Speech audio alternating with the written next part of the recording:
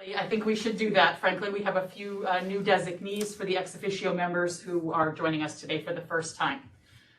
Why don't we start with those of you who are new designees? If you'd like to introduce yourselves, that would be terrific. It seems like everything's okay now, right? Do you want to start with Ian? We're just gonna go sit out here. You actually received the designation? What's that, Bill? I didn't know the designation went through. It's been received already, Shoshana? Oh, I don't know. I thought, Bill, that you were no longer sitting and that Ian had taken your spot. We don't have a formal letter, I don't believe, but. No, this was going to be this is my last meeting. Ian's just observing. Oh, okay, excellent. So Bill's still here with him. With him is someone who will, I guess, be taking over as a designee in the next meeting. So Bill, if you want to introduce Ian. Yeah, Ian McCallum. He's an associate attorney in our office, and he'll be taking over after this meeting. And I'm William Brusso, and I represent the Commissioner of General Services, Jeanette Moy. All right. Soila, would you like to introduce yourself? You're on mute. You're muted, Soila.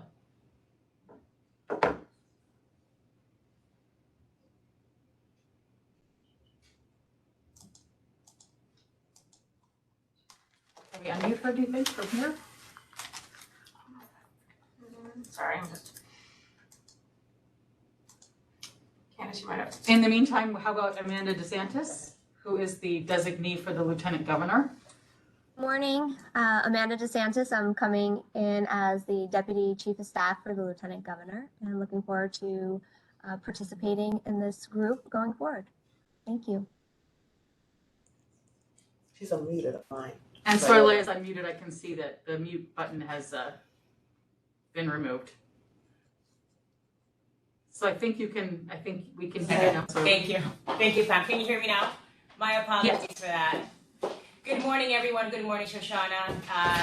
As Shoshana mentioned, I am the designee for the Secretary of State, Soila del Castillo. I joined the office officially yesterday, and I come from the office of the New York State Attorney General, where I was a prosecutor in the Criminal Enforcement and Financial Crimes Bureau, and I have been a prosecutor for a while now, but mostly in relations to financial crimes. I have been appointed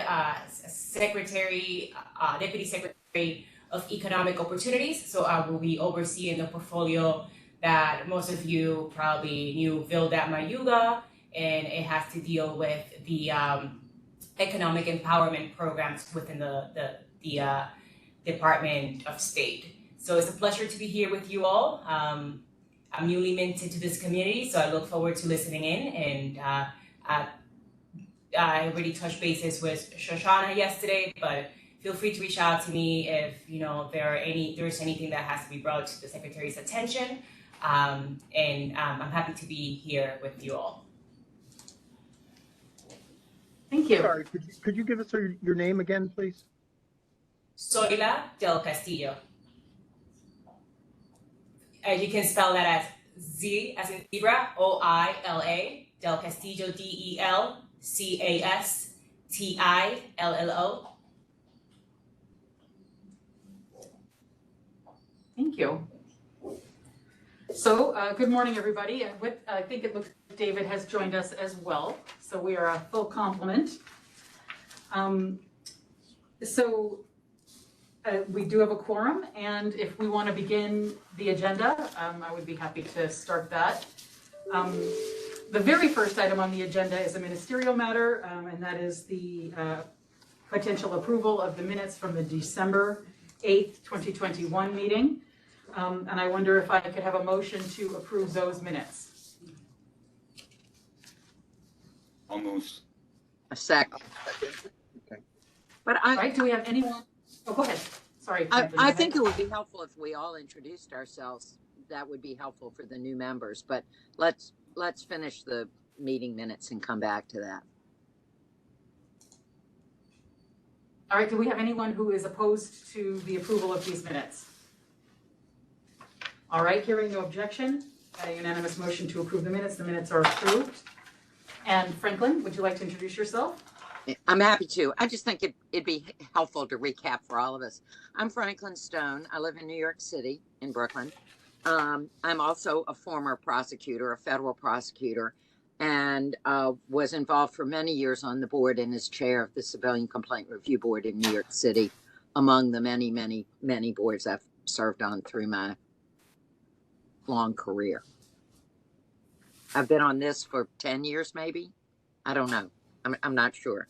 Something. Oh, I'm an appointee of the Assembly, and I think I'm the only person not in holdover status among the public board members.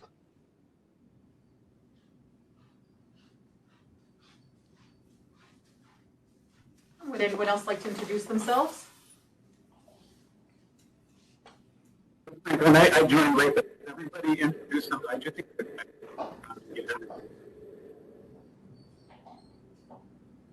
David, your sound is not great. If there's anything you can do to improve that. Yeah, you know, it's, I don't know, this is probably the best I can do unless I call in. Can you hear me?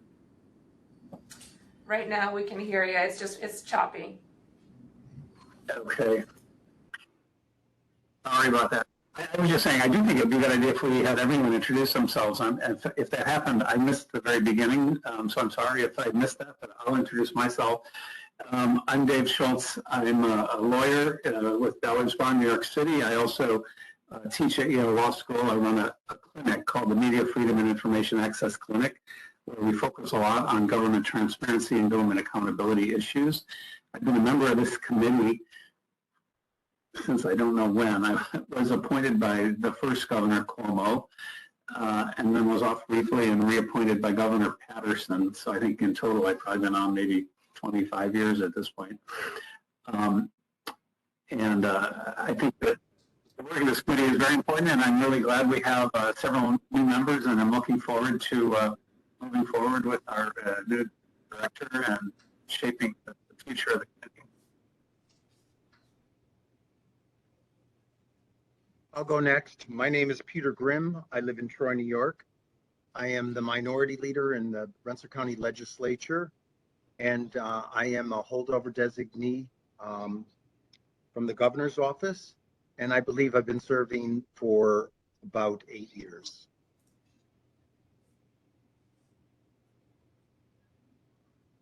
Hi, I'm Hadley Horrigan. I also was appointed by Governor Cuomo. I'm coming here today from Buffalo, New York. I think I might also be approaching 10 years on the committee here. And I was appointed because I'm a former Associated Press reporter and then worked in private industry and in sort of public affairs work. I also worked for Governors Spitzer and Patterson doing upstate economic development work. I'm Stephen Waters, owner of the Rome, New York Sentinel. Been on the committee a very long time. I'm no longer a publisher, but that's because my son is a publisher. It's a family-owned newspaper and has been for the last 150 so years. It's been a pleasure serving this committee. And Ian, you have some very big shoes to fill. It's been a pleasure to work with you, Bill. Thank you, Stephen. Appreciate that. Same to you and everyone else.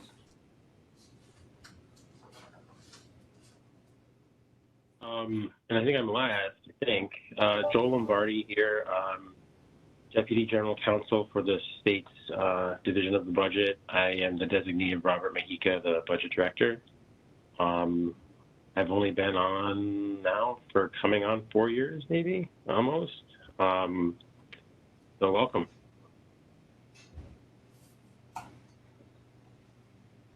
All right, thank you.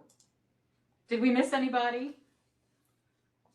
Well, I guess for everyone's benefit, those of you whom I haven't spoken to, my name is Shoshana Bule. I'm the director. I was appointed to fulfill the role of Secretariat for the Department of State. And with me are my staff. Jake Forkin is here. He's our Excelsior Fellow. Kristen O'Neill is here. She's the Deputy Director, long serving. Candace Watson is here. She is our office management and administrative support. And with us by telephone is Kristen Smith, who is participating from home today. She's our senior attorney. So we are here to discharge the Secretary of State's statutory obligation as Secretariat. And so in that role, we're facilitating this meeting for the members of the committee. With the advice and consent of the members, we put together this agenda today. I had a request that we begin with an update on the open meetings law, so we can do that. Because the open meetings law, uniquely in its history, has been amended 7 times in the last year.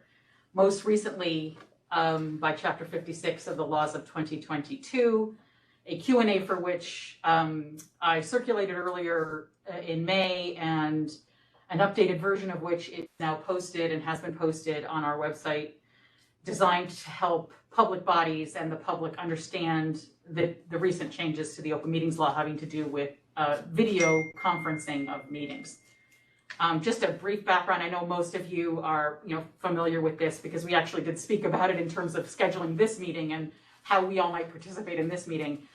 But in short, because since the beginning of the pandemic in March of 2020, the in-person requirements of the open meetings law have been suspended, allowing public bodies like ourselves to meet remotely without allowing in-person access to meeting locations. The legislature has been busy trying to formulate a way to continue, to a certain extent, the practice of allowing more flexibility in remote attendance at meetings while preserving transparency and the ability of the public to fully appreciate and watch and learn, and as we go contemporaneously. What the legislature landed on most recently is reflected in the governor's executive budget this year as Chapter 56 of the Laws of 2022, and it identifies very limited circumstances under which members of public bodies may meet locations not open to the public in extraordinary circumstances. One of the things that we intend to do today in the agenda was to talk a little bit about what is required if a public body wishes to leverage this new provision of law. In other words, allowing members of public bodies to participate from home or from wherever they might be without allowing members of the public into their physical space. It requires a resolution of each public body, or in the event that you're a municipality, it requires a local law, following a public hearing where members of the public can identify support or concerns with the public body's decision to do that under extraordinary circumstances. So we have drafted a proposed resolution for your consideration, and that was circulated to you, and it's in the packet of materials that you probably have, and some rules that are also identified in the statute as being required when a body leverages the extraordinary circumstances video conferencing section of law. So those proposed documents are what we had circulated as potential to discuss today. And if this body decides that it would like to be able to rely on extraordinary circumstances video conferencing in the future, we would have to agree a resolution to propose and then schedule a public hearing and have members of the public invited to make comments on that resolution and or ask us questions about it. And then we would vote as a body whether to adopt the resolution at that time. So if anyone has any questions for me about how this law should work and what is required, happy to answer those, or we can just begin with a discussion of the documents that we circulated. I have a question. What I understood that today we were still operating under the emergency COVID, I'll call them the COVID provisions. What was unclear to me is when the legislation signed, and if so, does it kick in tomorrow or the next day, regardless of whether we pass any resolutions? If we were to have had this meeting on the 9th, would it have kicked in, as I understand it, much broader rules for public comment? And we have to have placards and all sorts of other sorts of things. Does that happen So yes, automatically? Franklin, it does 60 days after the effective date. So yes, technically, if the disaster emergency were not in place, today we could still operate in this manner that we're operating right now. But in the event that anyone wanted to participate from home due to extraordinary circumstances, we couldn't do that until we passed a resolution and had a public hearing. So starting, if the governor does not renew the disaster declaration, the last time we could participate in this manner we're participating today would be the 14th of June. And on the 15th, we would have to go back to in-person. We would not have the option of doing a remote call-in because we have not yet passed a resolution. No new requirements to the open meetings law were enacted, except if a body and leverages the extraordinary circumstances video conferencing section, which again requires a public hearing and for us the passage of a resolution after public hearing.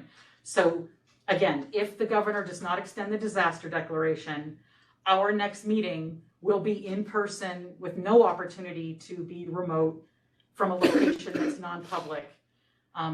If we decide to leverage the 103A, which is the new provision of law, again, we would have a public hearing, pass the resolution, and then thereafter, if we were to have a meeting where somebody had an extraordinary circumstance and wanted to participate from home and our rules and our resolution enabled that to happen, then those requirements around contemporaneous participation from people who are joining us remotely and to the extent public comment is allowed, making public comments would have to be the same rules as those in effect for people joining us in person. And placards would be one way of discharging an obligation to ensure that everyone could tell who was speaking and be able to identify everyone, especially the person participating from a remote location not open to the public due to an extraordinary circumstance. So lots and lots of dominoes need to fall. When does the 60 days run to have this law go into effect? Well, it would have been tomorrow. So it was signed 60 days ago tomorrow, but it doesn't apply until the disaster emergency is over. And I thought that ended tomorrow. It doesn't? The 14th. The 14th, okay. Unless she renews it. I don't know what her plans are. Okay. So again, for practically, for our purposes here, to get the ball rolling, to just discuss whether this body would like to leverage in future the possibility of allowing a member to participate remotely due to an extraordinary circumstance, we would have to agree at some level the form of a resolution and rules that would apply, and then we would have to present those to the public as here's what we propose, and then we'd have a public hearing, and then we would hear whatever the feedback was, and then we would vote as a body to approve or not approve the resolution and rules. And then thereafter, if somebody had an extraordinary circumstance that was covered by our resolution and rules, then as long as we could gather a quorum in person at locations open to the public, then we could still have a meeting with that member participating remotely due to an extraordinary circumstance. So my read of the law is that it is intended to provide flexibility, but in very limited circumstances with a strong preference to in-person remaining. But a quorum is Thanks, always Hadley. required. In-person quorum is always required. Yes, from now on, an in-person, yes. Once the disaster emergency is over, it's always required, yes. And then I can't hear you, Peter. You're muted, Peter. You're on mute. the unusual circumstances, would they be a case by case, or would we set up a standard? Well, in the proposed, the document that we set out, we basically left it up to the member to declare that there was an extraordinary circumstance. The law provides potential examples, but we didn't feel that our proposed resolution to you doesn't quantify what those are. It allows the member to say, I have an extraordinary circumstance. And then everybody else, to the extent that we can still form a quorum in person, we could still have a meeting. If we couldn't form a quorum in person, if several extraordinary circumstances existed for a date, we would very likely have to change the date of the meeting to Schedule. Okay. to accommodate that. Yeah. Well, given how seldom Hadley? we meet because we haven't been able to have a quorum, if we did not start today, we'd never have this in place for the fall, right? I don't know if we'll have it in place by the fall, but to the extent that starting, that's the reason why I suggested that we start now, is that, maybe a desire to have it in place for the winter. And again, in the winter, we may be in a situation, unfortunately, where this won't necessarily even apply to us anymore, because we might be back into a disaster emergency where we can meet remotely anyway. But yes, agreed, Franklin, we should get started if there is an intention among the members to have this as an option. I just have a Emily, did you have a clarifying question. So in Buffalo here, because it's not convenient to go to an Albany or a New York City actual boardroom to sit in person with you, I've often been alone in a big boardroom in this, the Department of State office in Buffalo. So the fact that it's happening at the Department of State office, Shoshana, is that what makes it accessible for public comment? Okay. And it makes it accessible for public attendance. Comment, again, is not covered by the open meetings law, except to the extent that if you leverage this new provision of law by virtue of passing a resolution after a public hearing, the body permits public comment. Under such circumstances, if there's a member participating by extraordinary circumstances, public comment rules should be the same for those in person as they are virtually. But yes, again, today we knew you were participating. So for attendance, if someone in Rochester, Buffalo, wanted to meet, and they would have a choice of attending in Buffalo, Albany, New York City, and just the nature of me sitting alone in that boardroom facilitates that public attendance. Okay. That's right. So we would put that address in the public notice. The reason we didn't do so today is because you had indicated that you would be participating, like everybody else is, from a private location, and there's no need for it today. But for our next meeting, if you're able to make that meeting, then we would open up the Buffalo office and have that be a location for people to come and attend in person. One more clarification. It looked to me like the requirement of public comment was mandatory under the law under Section 56. That's not so? No, it's not so. Unless we adopt this provision, it's not so? Okay. No, I mean, so open meetings law doesn't make public comment mandatory, but it does say, in 56, it does say, to the extent that a body permits public comment at all, it must permit public comment in the same way for people attending virtually as people attending in person, if they leverage 103A, which is Chapter 56. Gotcha. So it's this, and again, that mirrors the regulation that this body has promulgated, that for the purposes of bodies that permit public comment, we've always guided people to fairly permit it. In other words, if you are permitting people to speak on the floor, then you should permit people to speak if you have a remote platform. So that's been our advice consistently, but the open meetings law has never required that a public body permit public comment. Chapter 56 just says, if a public body does permit public comment, it should permit it equally. And it must permit it to both types of participants, if it permits it at all. If I may, of the many important lessons that come from Harry Potter films, probably the most significant is, if you can't see something, it holds no value to you. And there are so many people who cannot see the middle of New York State. that we are required to spend 2 hours going to an event and 2 hours coming back from it. And that's not something that anyone else has to do. And there is no provision in the extraordinary circumstances to handle that.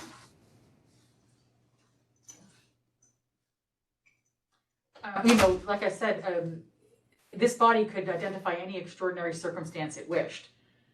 It could also identify a location in mid-New York to open up to the public if desirable. I don't think that the Department of State has an office, but if you would like to open up a conference room that you have access to the public, we would certainly try to make sure that we could connect it, even if it's by virtue of like a sort of a large monitor placed on a table in a room. That's good to hear. I'll look into that. Thank you. Sure.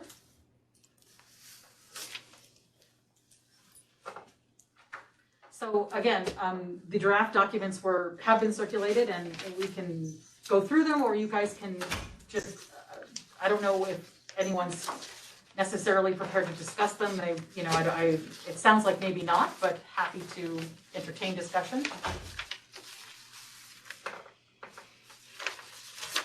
I read them Just over. for context.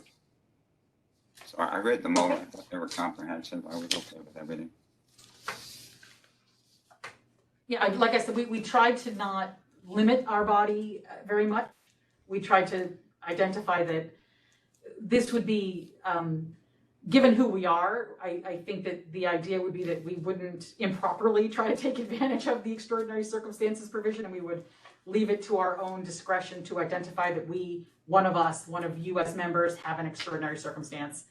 And then we would just work together to try to ensure that we otherwise had a quorum, and if we couldn't, we identify an alternative date. So that was the only kind of issue where there was any real discretion. The rest of it mirrors, I think, requirements in the law. And then there's, rules that are very basic and form the basis, by the way, of draft sort of model documents that we have put forward for the public to take advantage of, because we had, as you probably can imagine, dozens and dozens and dozens, and probably by now hundreds of questions about whether we were going to provide any guidance about how public bodies can formulate these rules and the resolutions. There isn't, so far as I know, there's not yet a public body who has gone through the whole public hearing process and adopted a resolution or local law implementing these provisions of law, simply because of how cumbersome the legislature decided to make it for bodies to do so. Your draft resolution looked proper to me. Not my area of expertise, but we might as well be the first. Well, we could, one thing we're going to have to do some research on, I think we've already begun doing, is sort of how to convene a public hearing, which is not something that this body has ever done before, and sort of understanding that the default rules under SAPA may apply, and we're going to do the best we can to get a public hearing together. And so we will do that if the consensus, if the majority of you feel like we should move forward with these materials and propose them to the public and have that hearing and enable ourselves to move forward with Chapter 56 possibilities. It would seem to be a public service to do that. Okay, so as I see that we have a semi-motion and a second to move forward with that. Does anyone have anything to add or any objections to that? Otherwise, I would ask for a vote. All in favor? Anyone against? Aye. Do I hear any objections? All right, hearing none, we'll move forward as expeditiously as possible with getting a public hearing together to move forward with the proposed resolution and rules as circulated and as posted. And then I will be in touch as soon as I know all of the requirements for us. And so doing, again, it won't require that all of you be present, and there will be no quorum requirement. Obviously, we would enjoy having everyone be with us at the public hearing, but one thing that differs between a hearing and a meeting is that you don't need a quorum of members of the body to conduct a hearing. If you do have a quorum, it becomes a meeting, but otherwise it is, a hearing doesn't need a quorum of us to go forward. So we will do that. Going back to the agenda. Okay, just for brief one report second, on. we Sure. could get around this by, if I have a conference room available in Brooklyn, I wouldn't need to go into New York City and sit by myself in a conference room like Hadley does. As long as I had a public place. As long as we place the address of the location in our meeting notice and say members of the public are welcome to attend here. And then yes, you would count toward a quorum, and we would be satisfying the open meetings law as it has long existed. Does it have to be in New York, or can it be in Connecticut for our good professor? It can be in Connecticut. It can be in Connecticut. We have advised that many people wanted to participate from Florida, Franklin, over the pandemic, and as long as their meeting location was open to the public, it was all right. There was a period of time from June to September of 2021 when there was no executive order and no legislation yet to enable people to participate remotely again. So there was this like period of time in the late summer of 2021 where there was a vacancy of law and order, and a lot of people put the local library in, St. Petersburg, Florida, as where they were participating from in the public notice. And, there's nothing in the open meetings law that says you can't do that. So we were of the opinion that, hearing no court say that was not proper, that, there's nothing that would prevent anyone from doing that. I would just add quickly that I think we just need to make sure that people know that if they want to take responsibility for setting up a non-Department of State location, they're going to have to be responsible for the technology aspect, because we're not going to be able to have DOS. So you're going to have to set up some sort of screen for the public and things like that. And it could be as basic, Franklin, as having a larger monitor at the end of a table that allowed people to sit behind you and kind of see.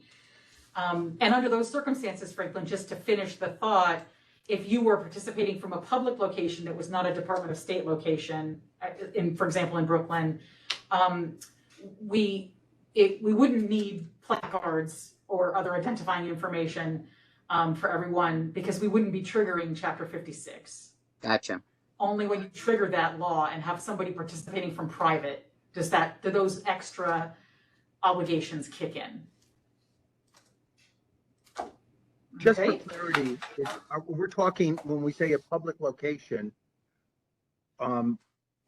you say open to the public. It doesn't necessarily mean a private location that could be open to the public. It has to be a public location, correct? No, a private location open to the public by virtue of having published the address in a meeting notice. Okay. So it could be your home if you wish to open your home to the public. I assume it I has would to be recommend ADA against that. compliant though, and all of those things. Well, so the open meetings law is not clear about whether every location, every physical location open to the public has to be ADA compliant. We should use our best efforts, but at least one should be fully accessible. So I guess what I'm saying is that we should make every effort to ensure that we have public locations that are not a problem for people with different abilities. But the law is not, it doesn't make it mandatory. It basically just says you need to use the best diligence you have to ensure that the meeting locations are accessible. There's, obviously, there are people in this state that would like the law to go farther. It doesn't yet go farther.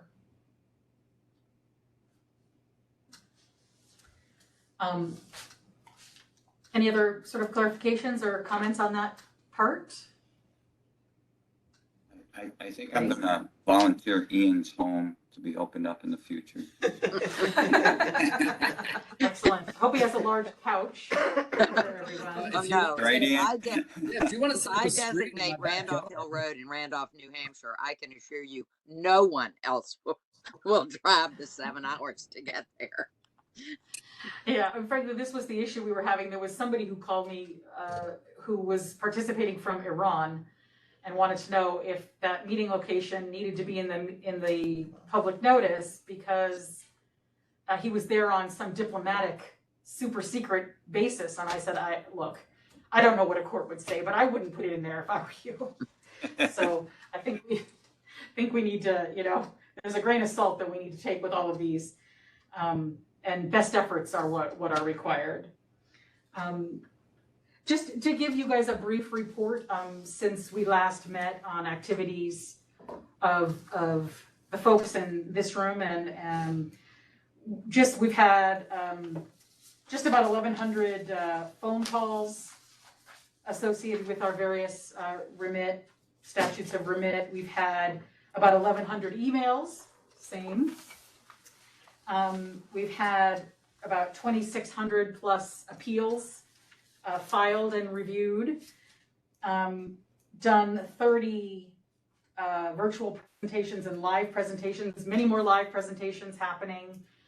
Kristen is beginning to circle New York again, and we've given a couple of law school presentations, lots of bar presentations. The bar likes them remote now. They're very into the remote presentations. And issued formal advisory opinions 22, informal hundreds and hundreds. So that's a brief report on just day-to-day advice giving that we've done in the time period since we last met. More formal breakdown, obviously, we'll do in the annual report, but we have obviously had a heavier emphasis in the last 2 years on the open meetings law than in prior years, simply for the reasons we've been discussing.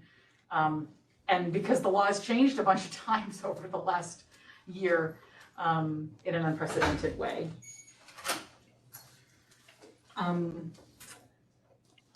So the next item on our agenda is the discussion of the adoption of bylaws or other rules or processes. And as we could see from the December meeting minutes that were approved at the beginning, there had been an intention to focus on this earlier in the year. And I know that Kristen and her staff had circulated some bylaws, drafts, models from other New York entities to those persons who had volunteered to take the lead on that.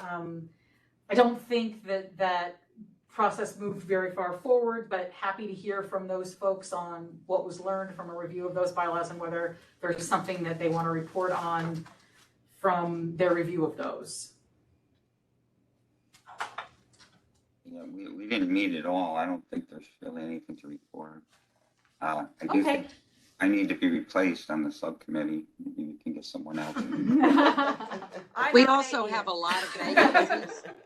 We also have a lot of vacancies and a lot of people in holdover status who may or may not be with us going forward. I think it would be good if we had a full complement. And I'm told by the governor's office that our vacancies are going to be filled in our lifetime. I don't know. Yeah, I have heard the same, Franklin.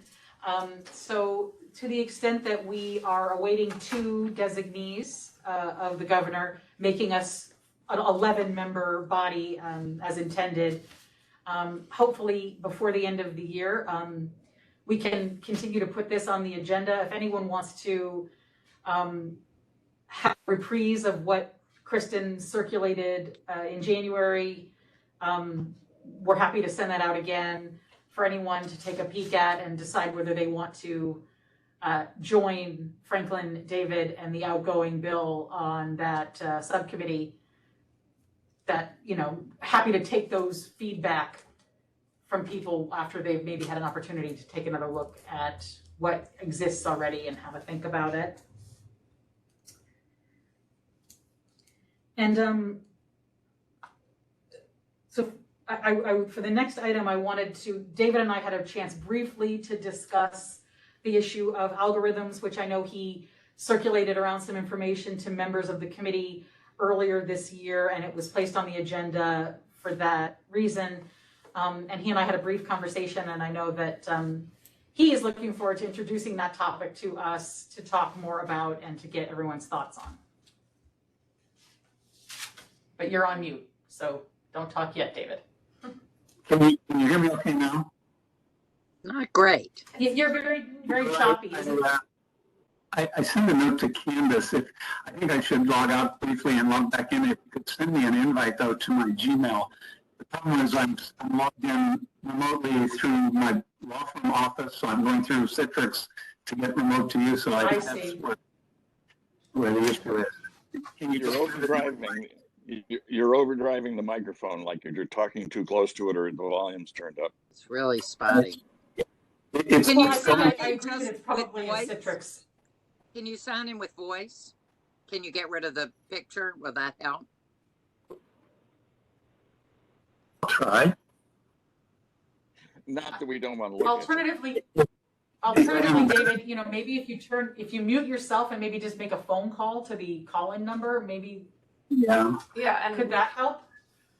I think the easiest option, if it's doable, is just to send me an invitation to a Gmail account and let me log in through that. Do you have that, Candace? I don't have it. What is your email? I think I might have it. So Candace, I don't have to say it out loud. Candace, I sent it to you in the chat. In the chat? Right.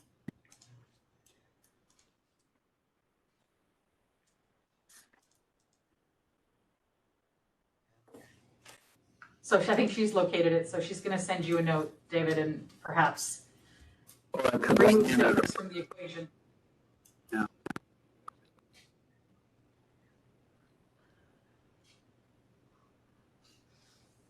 How do you add a panelist?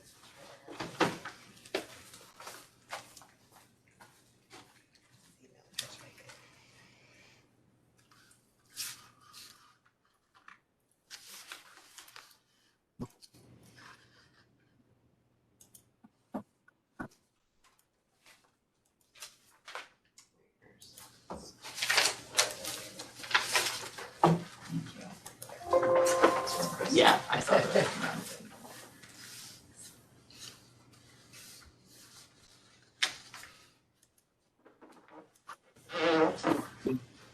If there was another item, Shoshana, you want to come back to me on? Hey, David, you know what if you could do?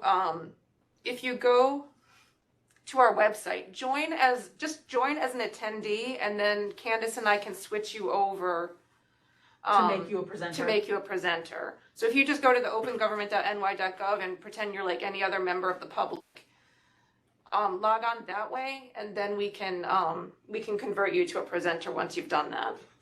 We hit site events.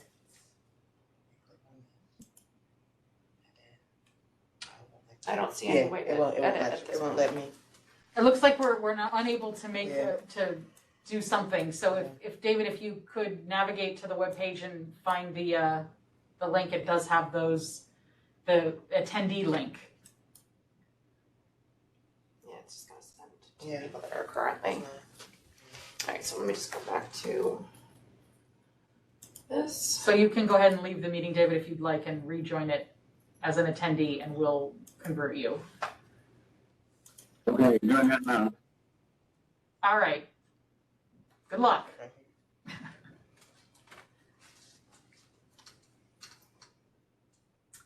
And we'll just we'll pretend that there's some music playing while we wait, because I do believe this was the last item on the agenda, and David and I suggested intentionally it might be that. So before we get to public comment, of course, but unless we want to do the comment first, but I think we'll probably get David back soon and have that.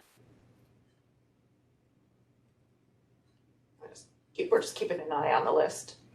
Waiting for him to link in.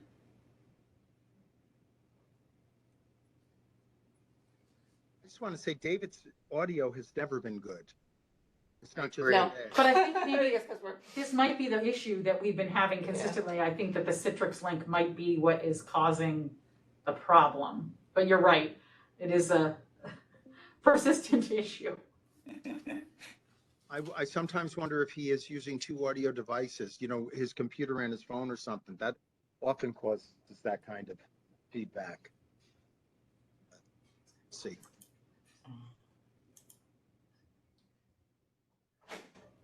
Well, we will, one way or another, we're gonna have to be connected by video in the future, either from people's homes or from public locations like we used to be before the pandemic occurred.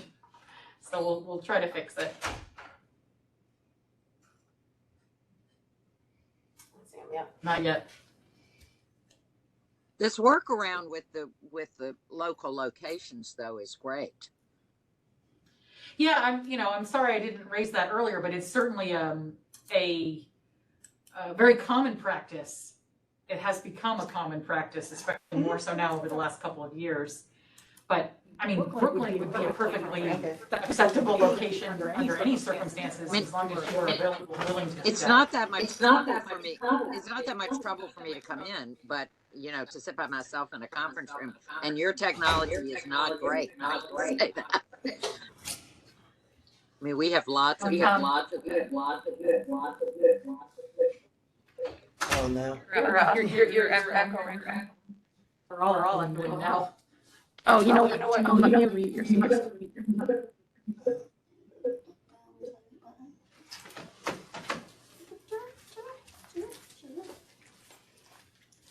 So where have our departing members gone? Where is Bilda and where is Phil? The lieutenant governor changed. So No, I'm aware of why they're gone. I'm just curious where they went. Can you mute me? Mute me? I can't mute me. we're trying to get rid of that. Candace, can you just leave the meeting?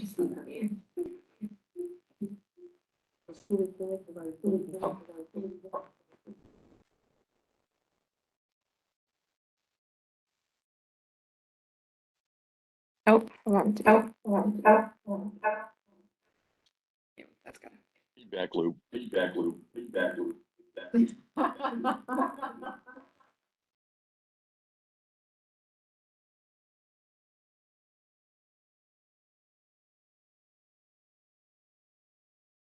This is what I meant by the technology not always being better at the Department of State location. That was Lily Tomlin said, did you ever get the feeling that progress isn't necessarily headed in the right direction?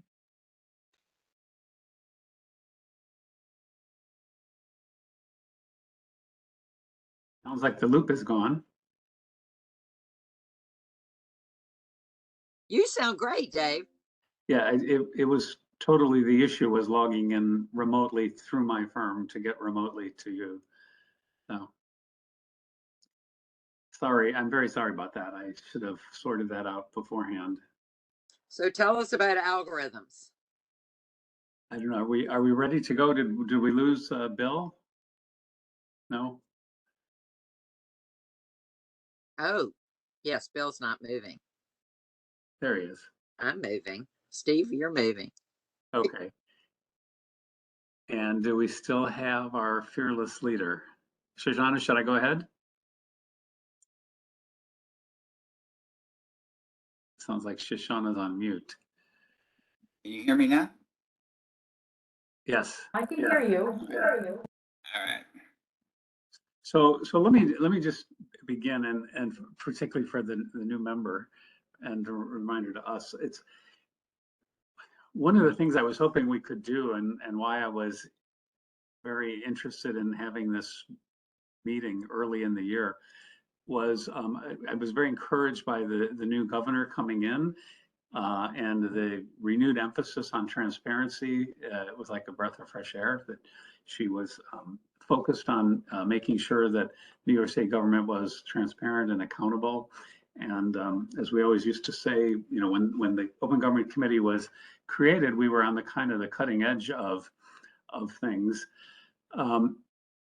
And part of the problem is over the last 50 years, we've really fallen pretty far behind where a lot of other states are in terms of making government transparent to citizens in a way that is both effective and efficient and doesn't cost a lot of time and money. And there are two things I raised at our last meeting that I was hoping we could take up that are not, not things just to decide and vote on today, but longer term issues that we might want to consider and figure out what, if anything, we could contribute to the conversation in a report to the legislature and the governor about ways to bring the state forward. And the two areas I raised at our last meeting had to do with algorithmic transparency, which is becoming more and more of a problem. And the second one had to do with independent oversight and streamlining the FOIA process. And I think both of those are things that should be on our agenda. I'll talk about the algorithms just briefly, and I don't know how much time we want to spend on this today, but one of the issues that other states are looking at, I know Connecticut is actively looking at this issue, is that algorithms have become more and more a part of how government functions. We build algorithms, we buy computer programs to make government decisions, but algorithms can make mistakes, either because they're not written properly or they're not coded properly or the data is inputted incorrectly. And they can cause serious harm. They can deprive people of benefits, health benefits, Social Security benefits. They can identify people as criminals. They can impose criminal sentences. They can determine where police go based on mistaken information. So promoting transparency in the use of algorithms at all different levels of the state is important.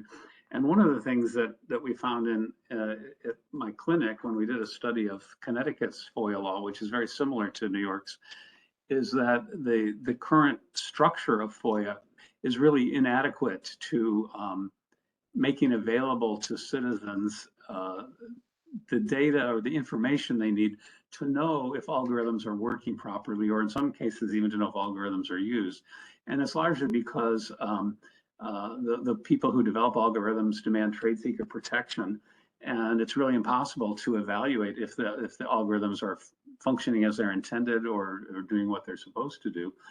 And it's not just the actual functioning of them. They often, particularly algorithms built on AI, where someone comes in and reads a lot of data and then sets up a system to draw conclusions from that data. You can build in biases into algorithms, discriminations, racial, gender, and others, if they are reflecting discrimination that is present in the data that was used to build the system. And and the third problem with algorithms is that they're unaccountable, basically. Agencies acquire them, and then it's like, well, the algorithm told us this is the right thing to do, and that's just accepted. They take on both a greater authority with less transparency. And so it's just, an issue. If we don't have informed oversight of algorithms, agencies themselves can become less transparent and less accountable because they say, well, the algorithm told me I have to do it this way. So it's just a way of saying that there's an issue that I think the state should look at, and that this body, as the kind of the entity within the state that's charged with thinking about transparency and accountability, should think about ways to address it. And there's a number of things that could be taken up that have to do with both how algorithms are acquired, requiring testing and disclosure. In some cases, consideration is given to requiring something like an environmental impact statement. If you're going to require algorithms to do certain things, you have to make public disclosures about how they work, how you test them, how you know that they're unbiased, and things like that. So it's an issue that I think we should start to bring into focus. David, Reese, there's our feedback.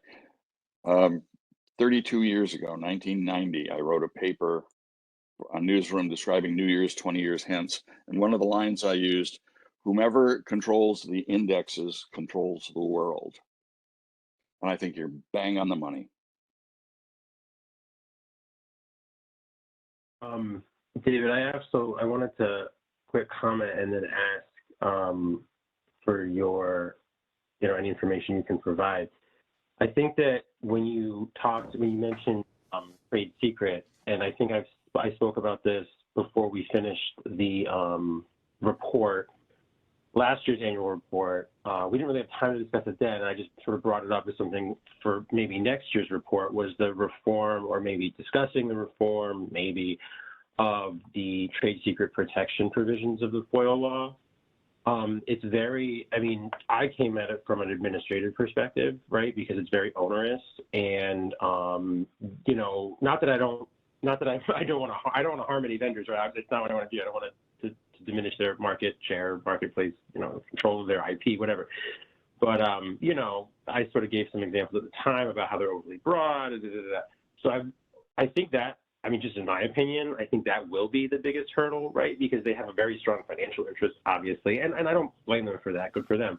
So I would just be curious, and I don't want to belabor the point now, but if you have any articles or anything that's been written that you could send on that issue, I think I'd be really interested in that, just because I think it's probably going to be the biggest battle, because they, under the law currently, they can take us to court if they ultimately disagree, right, with our decision. And so an agency can try to be more transparent, but in doing so can expose itself to litigation, right? Who wants to do that?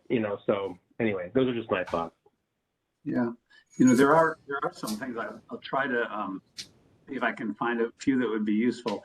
But a number of academics have been focused on this question of, because it is it's a double-edged sword. Trade secrets serve a lot of important value. They give the economic incentive for advancement, and no one wants to say we have trade secrets. On the other hand, when algorithms are being used to make important decisions that in the past were made by people in government, and you could question them, that there's a real concern that somehow the algorithm should be experimented. And that's why I say another way of approaching it is to think about workaround. If the algorithm can be disclosed, what can we do to assure the public that it's working the way it's intended, or that the inputs are proper? And there are things you could do. You could have outside boards review it.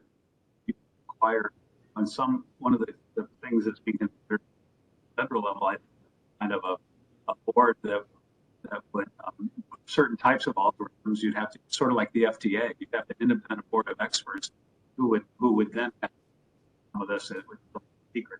I'm not saying you do any of these things. I think it's very complicated, but I think the issue that we should look at is what practical solution. So one thing that occurs to me based on the conversation that you're having is I thought, potentially elegant way to amend the FOIL, in addition to any changes that have to be made to the trade secret, as Joel's former colleague and now retired would call it the vendor dance that has to happen when you do the trade secret analysis with vendors and FOIL.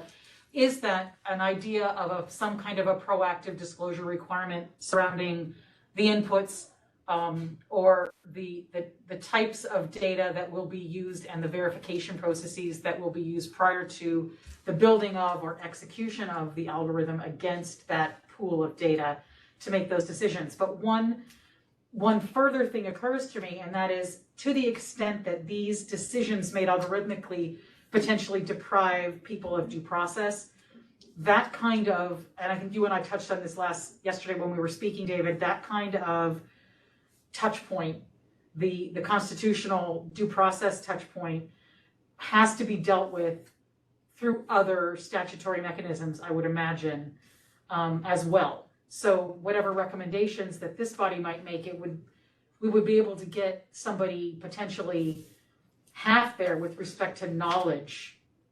But when the execution, there's only so much you can do with a disclosure sheet that shows the data fields that will be used, the verification process to assure yourself that the fields of data are accurate, the types of algorithms that are being used, and the fact that these algorithms have produced, F1 is 90.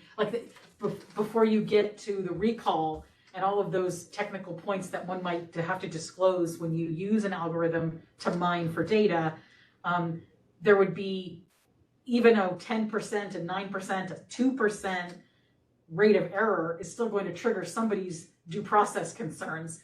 So it's not, we could potentially add to the amount of knowledge people would have to the, if decisions about them are being made by algorithm, but we will not be able to fix the problem where there's an error rate. And there's always going to be an error rate regardless of whether you use an algorithm or a team of McKinsey experts using their brains manually.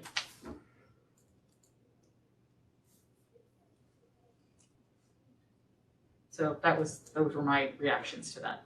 No, you're right. And as I said, I can give you an example that was litigated a few years ago. That it's kind of a narrow example, but it shows the problem. Defense lawyers for years have had concerns about the algorithms, the device used to do DNA matching by the New York County Medical Examiner. And yet they were never able to get access to any of the source code or understanding of how it works. It was, black box, here's what the algorithm says. And that's just one example, but the concern is not being used for a whole lot of things throughout government. There should be at least some very basic ways that we promote accountability, transparency around the use of algorithms. I wish I had a specific, I don't know quite how to get our arms around this or what to propose. The committee hasn't really engaged in the fact.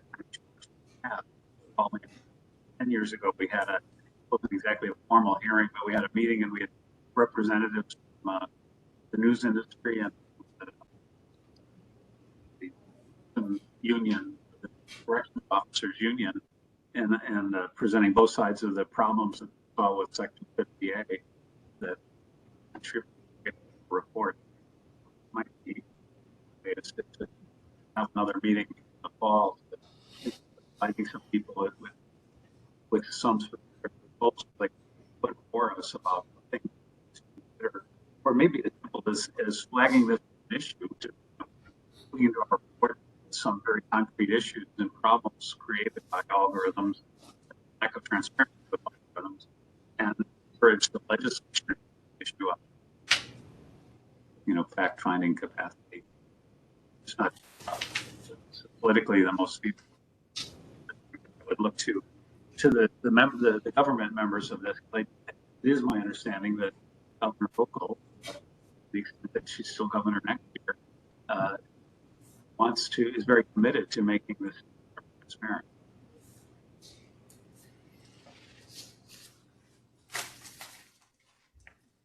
Well, I think what might be useful to everybody are a series of potentially of use cases that this body in any kind of recommended change to FOIL might be able to impact.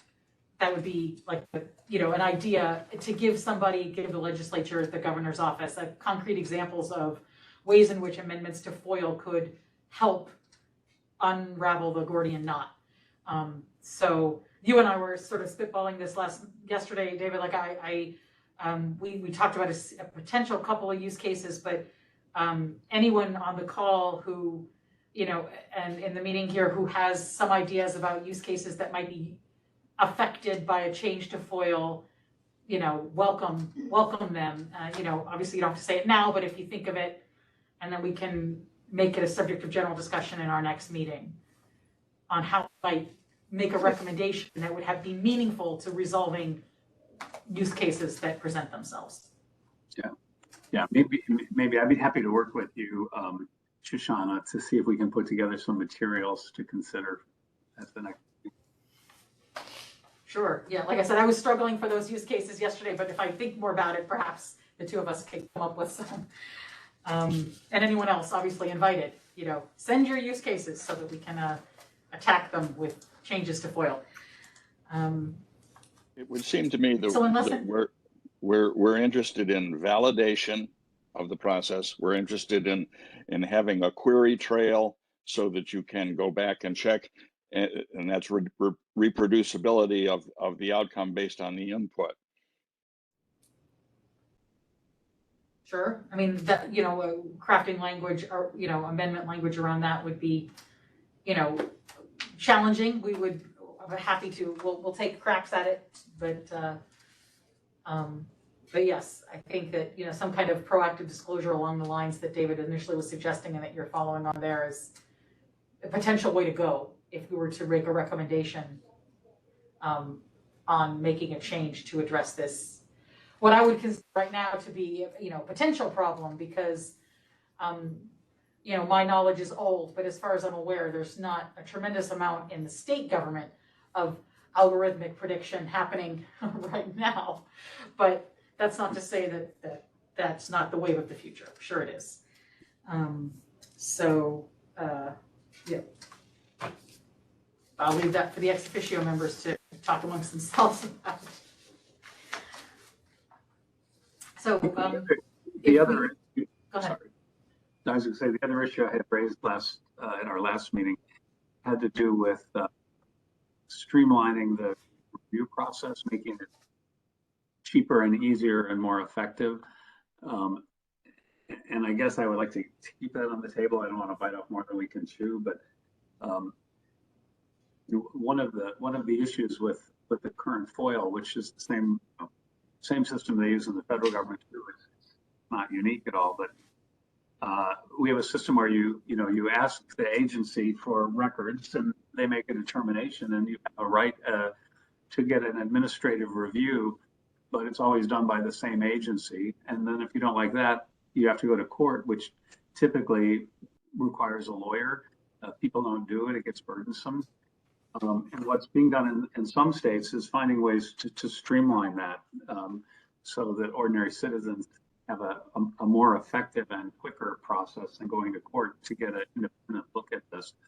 And there were two different models for that. The one that's used in Ohio, I think I mentioned, is that when you appeal that initial denial, rather than just going to someone else in the agency, going up the chain, there is a group in the Attorney General's office. There's the FOIL appeals group, and they're the ones that look at it. You don't have to have a lawyer; you appeal to them rather than to the agency. And the advantage of that is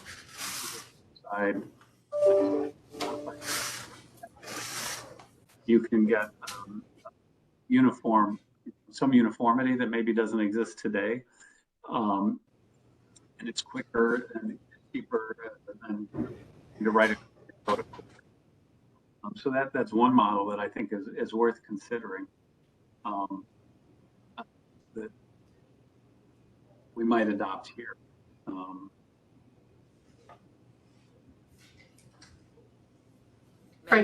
What was the second? Yeah, it was just the second is to have all of the FOIL appeals considered by one kind of specialized court. So you would designate a judge where it's sort of the same idea that you consolidate it in one. I'm sorry.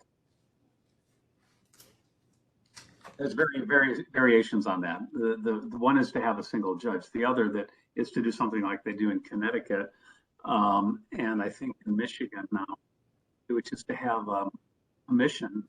You could imagine a world in which you have an entity like this committee is the body that considers appeals. I'm not necessarily a system where we're streamline it and make this simple as possible. It's good, but in Connecticut, you have a 7-member commission that you can take your appeals to that will actually hold hearings, evidentiary hearings, and let you bring witnesses in contested cases before you go to court, and then you still have the right to go to court. So I guess what I'm trying to raise is that I think the system we have now is cumbersome, and it discourages people from doing things. There's many agents, I shouldn't say many, there are some agents, and the New York City Police Department would be a prime example of this. As often as not, they don't even answer the complaint, the FOIA. You appeal it, you're appealing to the agency and you don't hear anything, and then just so I think there could be a relative fix that in the long run might also save time would save time and might save money too, consolidating in the Attorney General's office or in some other specialized. So David, there is legislation usually pending that takes up that second model in some form or other. It comes back every year. So if we could maybe address that and take that one a little bit more apart than we normally do. It's obviously would be associated with a significant fiscal, but again, it might remove some fiscal from the agencies and move that money from one pot to the other pot for purposes of staffing up a commission or transferring the burden to a non-executive agency like the Attorney General. Maybe it's appealing because it would change the fiscal there pretty significantly, but again, one thing that always seems to me to be a rate limiting factor to consolidation like that is the vertical knowledge that's required of the documents that are issued from the many agencies that are subject to FOIL across the state. Not that it's impossible, but having a subject matter expert that's equipped to understand the potentially applicable exemptions to documents from environmental to medical. It might be a tall order to staff such a thing efficiently. But like I said, obviously not impossible, can be done and can be done with consulting as well. A lot of that removes some of the efficiencies if what you're doing is trying to get yourself up to speed on subject matter expertise anyway. So, but yes, the legislature has identified your concern as its concern as well to a certain extent each year, has made some proposals that are addressing more on your second option. And I have a related concern, which is what is the remedy if you're a member of the public and you see an organization, an agency, a body just flat out not complying with the law, either open meetings law or FOIL or whatever? What's your remedy besides hiring a lawyer and going to court? Well, that is the statutory remedy that the legislature has identified. Going to court, yeah. Article 78. Yep. Yeah, I know we talked about this before the report was issued, and I identified concerns similar to Shoshana's.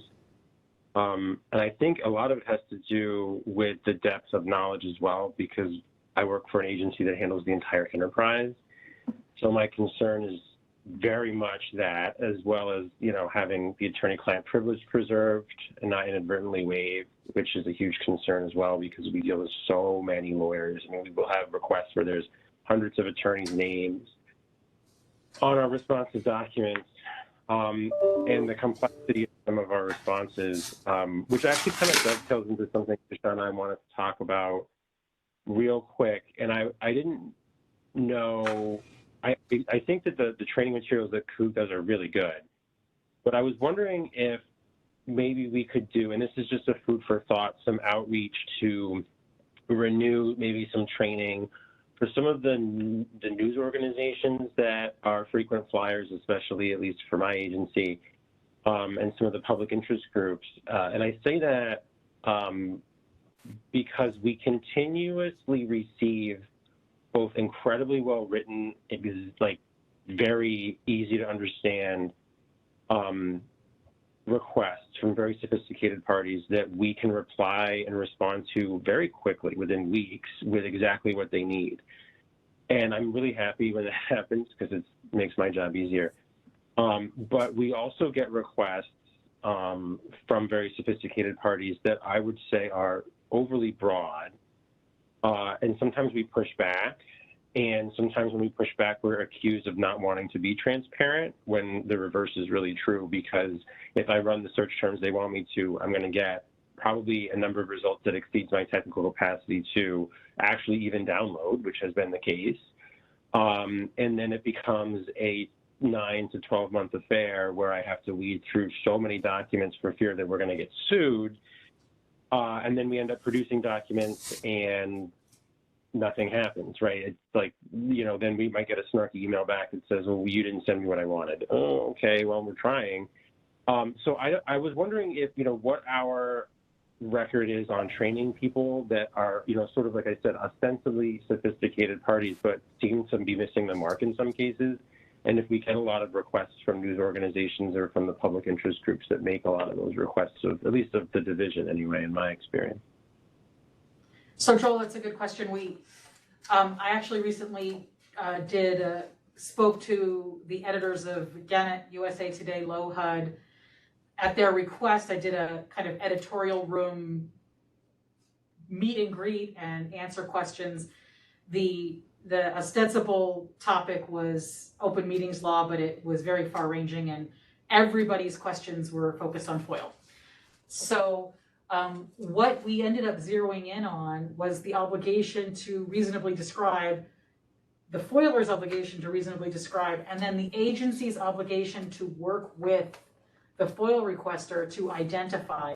And sometimes there's that cooperation piece gets lost in the adversarial process. And we see a lot of examples of that when we are brought into email conversations between FOIL requesters and agencies where they're the agency may in good faith be trying to figure out what it is that the requester is wanting, and the requester believes that they're being very clear, and the agency is either genuinely or disingenuously arguing that they can't figure it out. And what I tried to convey to those editors and those reporters who are our frequent friends in the FOIL realm was that they are entitled to the help of the agency to make their request penetrable and known. And that if there is a way that the agency can help them by directing them to categories of records that are available or ways of searching for records that will return results that are manageable, then it is the agency's obligation to do that.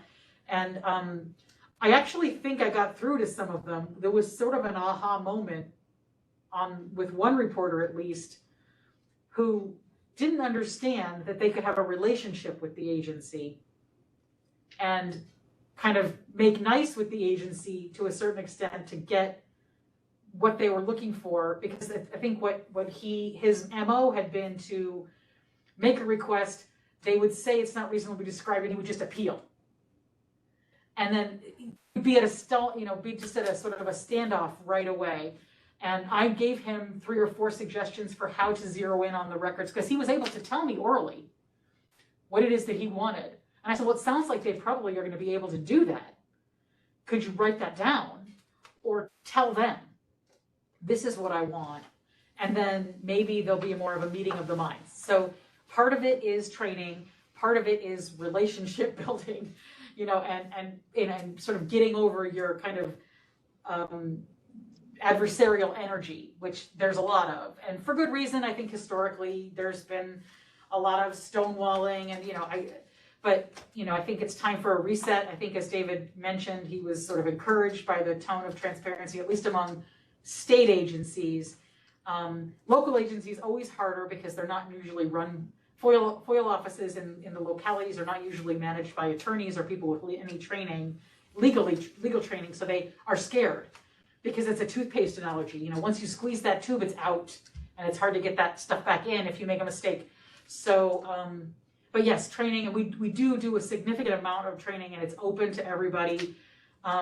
It's hard for me to call up Gannett or USA Today and say, I think I need to train you, but they do reach out, and more they've been reaching out. I've had several sit downs like this, and as they provide more value, I know that I've already been asked to come back to that same editorial group and do another talk in the fall. So I'm going to do that, and I'll focus on the same things, and then obviously anything else that comes up in the meantime. And mainly it was a gripe session. They really wanted me to tell them how to solve these issues, and they had very specific use cases, and I was trying to advise them. And I think we moved the ball a little bit, but that's one group of editors. I wish I could train sort of the agencies to hear that as well. Joel, I think it's wonderful that you guys are willing to do that engagement, but I have to say it's not always the case across the board. we hear Oh, back yeah. from people making, that have made requests and get that letter back saying you haven't reasonably described, then they try to follow up with the agency by email and by telephone, and they get radio silence. So that's a frustration on the part of the requesters as well. So, we see it from both, we certainly see it from both angles.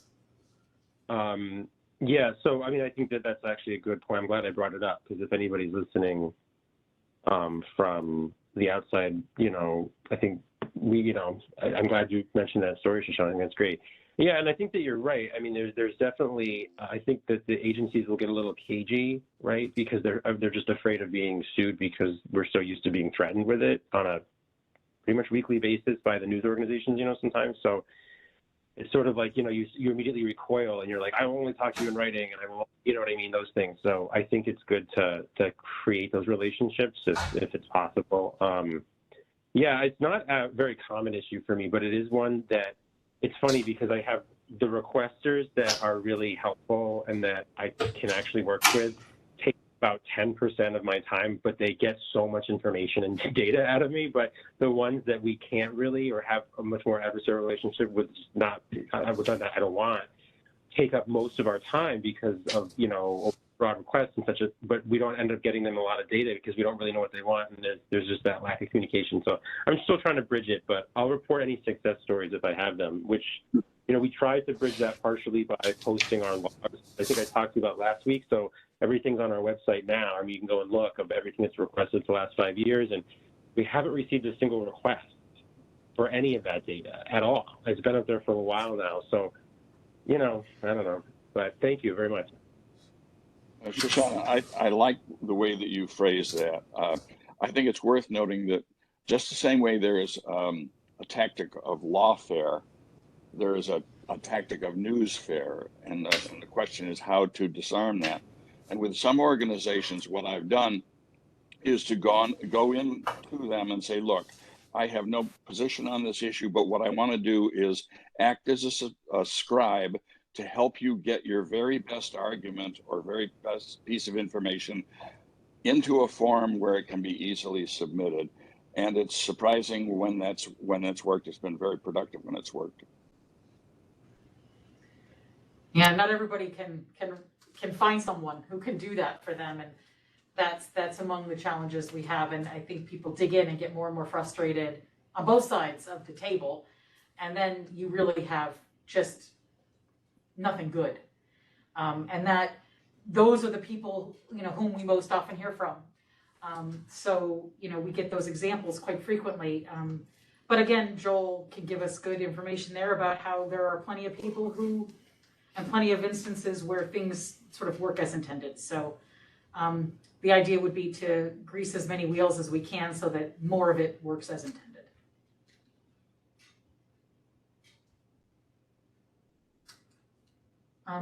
I would ask now for Candace or Kristen to look at and see if we have anybody who is interested in making a comment. I know we have at least one individual, and I'll let everybody else who's attending from the public, if they want to raise their hand. Use the raise hand feature. I'll go through the list, but I do know David has indicated that he would like to I think he indicates he'd like to speak about open meetings law section 103. So I'll just remind everybody that we give everybody 3 minutes to speak. At the end of the 3 minutes, we will, ask you to just discontinue. But I'm gonna connect David right now. Welcome, David. Your time is starting. Thank you. First of all, one of the things I noticed about this meeting is everyone seems to be very comfortable with the current procedures that are in effect for possibly another week or so. Everyone's at their offices, and as a municipal lawyer that oversees various groups, planning boards, zoning boards, it's wonderful this way. And I would just quickly say, if you like this, people raise questions, well, do I have to go from Brooklyn to New York and all that? If you're comfortable with the way this is and it's working for you, I would just ask that you urge, I know this is a political question with the senators in the assembly, but that you urge that they go back to the system that allows residents and board members there to take meetings from home. There can be a sort of hybrid situation. I don't think the law that was passed really addresses it unless you start, twisting things as to what are extraordinary circumstances. Number two is there was discussion about whether or not other bodies have established laws. While I was on the meeting, I had the opportunity to go through Google and everything. I cannot tell you that all these laws have passed yet, but I know that East Hampton, Irvington, Ossining, Washington County, Quogue, and Endicott at least have laws that are showing up on the internet. So some municipalities may have already passed these laws or are in the process. So I just wanted to pass that along to you. Let's see. One other comment was, do you, particularly Kristen or Shoshana, have any inkling as to whether or not the governor is going to extend the executive order? And the reason I ask is, again, on a local level, municipalities have meetings that are scheduled for the 15th. I have a planning board meeting. We're set to go, under the new law, but if the governor's planning to change it, it just makes life much more easier for me to guide my members.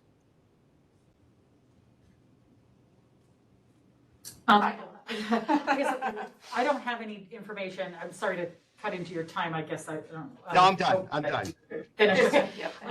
I don't have any information about the governor's intentions on extending the state disaster emergency past the 14th. I will just note that if you're planning a meeting that to occur after the June 14th, that you just make provisions that everyone be in person. I know it's much easier to get a quorum when you have the ability to offer the people to be at home, but that's not how the open meetings law worked before the pandemic. And there was a hearing in October of 2021 where a lot of people expressed your viewpoint.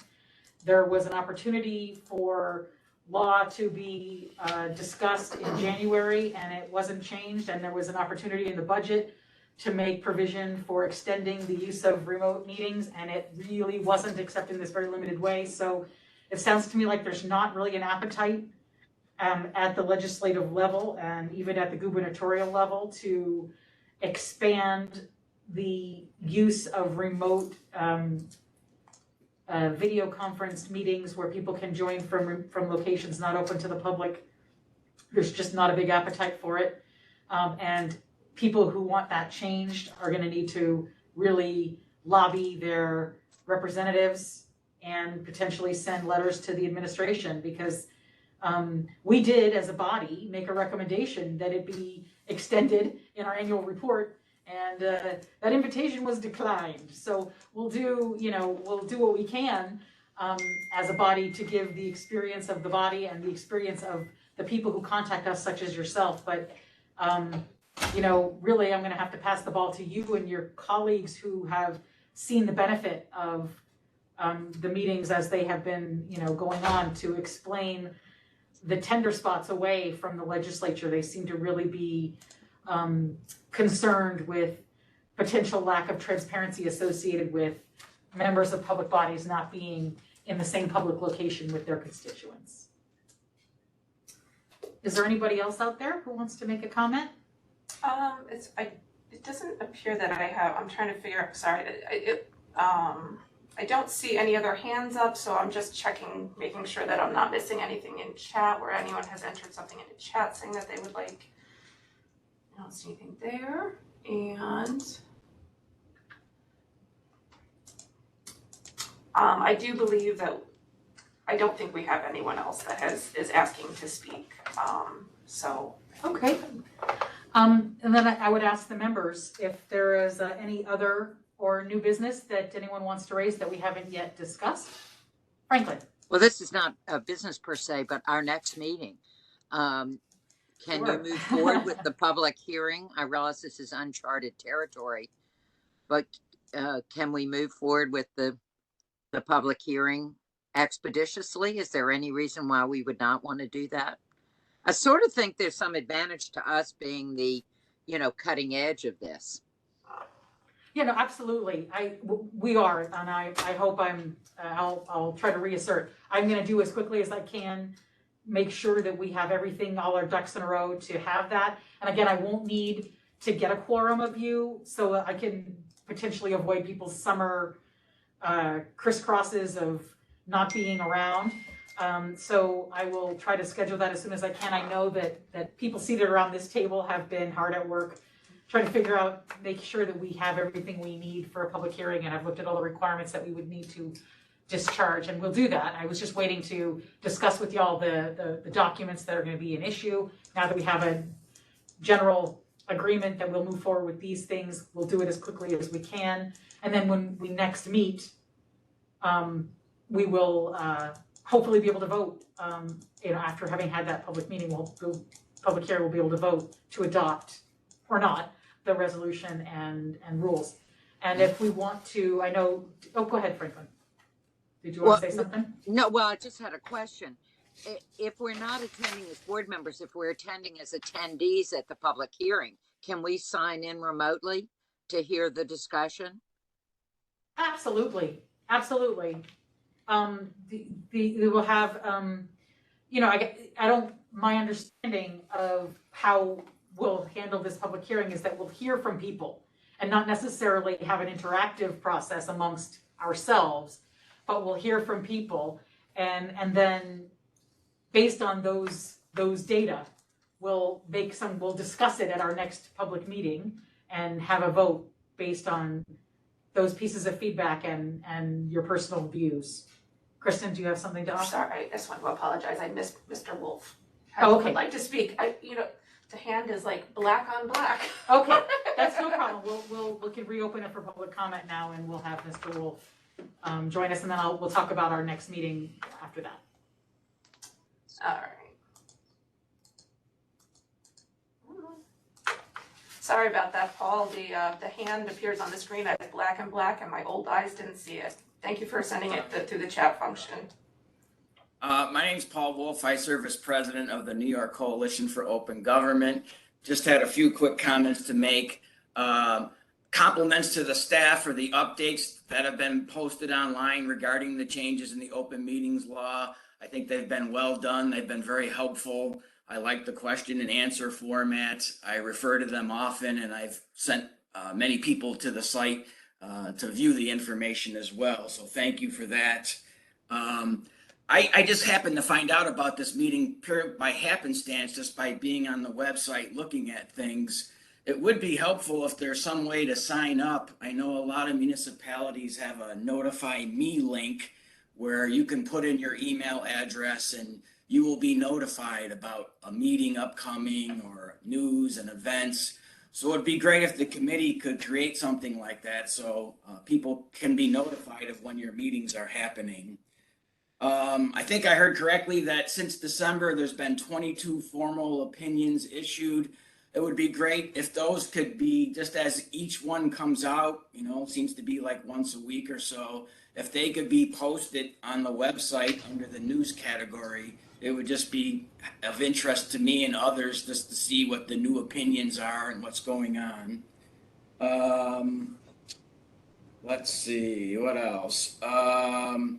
The agenda, I was looking for the meeting agenda last night. I didn't see it posted online and the documents. As the committee knows, this new law that you have to try as best you can to get that stuff up 24 hours before a meeting. I didn't see it, so hopefully in the future that can be corrected so that I can see what documents you're referring to or discussing for your agenda. And that was it. Thank you very much. Thank you, Paul. Just to apologize for the omission. We had entered a request. We are not able to self-publish, but that somehow the service request that we had put in last week got dropped, and it was brought to our attention late last night, and we were able to try to rectify that this morning with another call to the service provider, and hopefully that did get posted. So we were aware of the obligation to do it. We did intend to do it. We had documented a service request intending to do it. It just didn't get executed in time. And because it normally is executed so quickly, we didn't think to check that it had been executed. So we will make sure that we cross our T's and dot our I's with respect to service requests that we put in the future to make sure that they are fulfilled in a timely fashion. So apologies for not having those documents up 24 hours in advance. The intention was that they be up last week. I just want to, I will ask, and I have asked about whether we can have a push notification for a couple of things, not just notices of meetings, but notices of when we have trainings. Some people have asked if we can have that, and we will see what we can do working with our service provider to figure out if there's a solution for that, where we can collect those pieces of information and push information out to people as needed for that. And just on the final piece, the formal opinions, not all of those are what we would consider to be worthy of publication for purposes of uniqueness, but we do, for unique ones, put them under our news page. So those do arrive under the news link when they are newly published on our website, and sort of the uniqueness that we deem publishable. Otherwise, they are just filed as maybe specific as to facts, but not unique as to law applied to facts. So that's how we handle that, and we potentially will be able to create that, get notified if there's a news item kind of link that I have been talking to our service provider about, and hopefully we'll be able to do that. So those are my responses to that. And then to the extent that we are going to be scheduling a meeting to discuss the results of a hearing, I will obviously keep everyone in the loop on the progress of scheduling a hearing, making sure that everyone gets good notice of it so that if they want to listen in, they absolutely can do so. And then the intention I would hope of the group would be to meet early in the fall to act on whatever we learn from the hearing and to have our next meeting. So you will be hearing from me on those pieces of information, but I would assume that as far as a public meeting is concerned among this group, that we would probably have our next meeting some point after Labor Day, avoiding the summer jigsaw puzzle. So unless somebody believes that we should be meeting quicker than that, please let me know. Otherwise, my intention is to be in touch with you about whatever hearing we are able to schedule, and then schedule a meeting after Labor Day. Sound okay? All right. Yeah, Franklin, I have a you're on question. mute. Do we have the beginning of a list of issues to address in our annual report, since there's just no reason to cram everything into the fall? We've been hoping to get away from that. Well, I think that one thing that we'll certainly be able to discuss is how the open meetings laws implementation is going. It'll be our obligation the following year to provide a substantive report to the governor and the legislature that's specifically focused on Chapter 56, Franklin, but I don't think there's any reason not to provide interim information in the next report. And I think that there'll be some suggestions that we can make based on the feedback that we've been getting, especially around the holding of a public hearing, Franklin.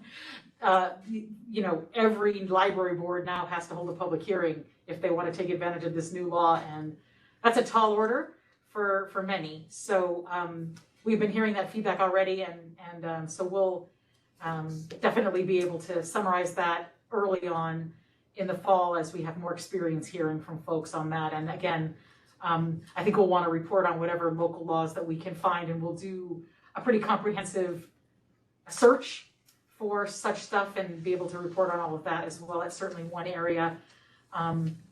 And then there have obviously continued to be developments on the repeal of 50A and the resulting kind of questions that have arisen, and we'll update everyone on that as well. And again, if David's, option 2 discussion that we had, and the algorithmic conversation that we're going to continue to have, are probably ripe for consideration, and we'll, get busy thinking about that stuff and adding that to the to-do for everyone's consideration as a substantive input to the next report. Okay. All right, does anyone have anything else they want to raise? Bye-bye, Bill. Thank you. All right, we're adjourned. Thank you, everybody. Thank you all. I appreciate it. Bye. Bye-bye. Take care.